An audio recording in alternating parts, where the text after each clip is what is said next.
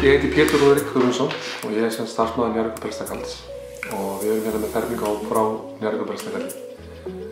Og mitt hlutverk hérna að vera með fræðslu og bara sinna því sinna þarf tengt börnunum.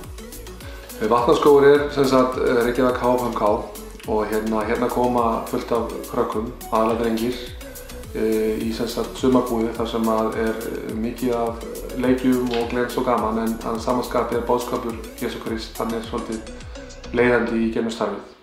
Og krakkarnir svolítið búin að vera núna í fermingarfræðslu hjá okkur í einhverja 1-2 mánuð.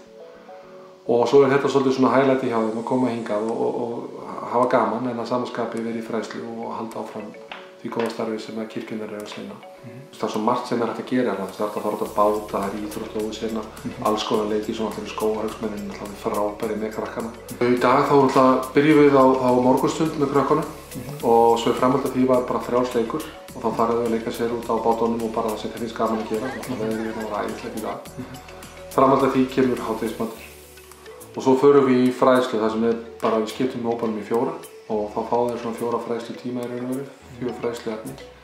Og þegar það búið þá bara komið að frjálsum leik og svo kemur kvöldmatur og svo svona kvöldstund með krökkunum þar sem sungið og haft gaman. En auðvitað alltaf boðskapurinn í fyrrum, hann alltaf undir niðri þó að krakkarnir sé ekki alltaf að taka eftir honum. Þá erum við alveg að heyra og finna á stundum hafa við áhuga að spyrja spurningar líka sem alltaf æðislegt.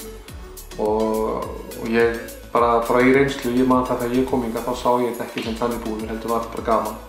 En ég man líka eftir þegar maður var í fræðslunni og þá var verið að segja eitthvað frá Jesú og Guð og ég man alltaf eftir spurningunni sem ég spurði hver hafi skapað Guð.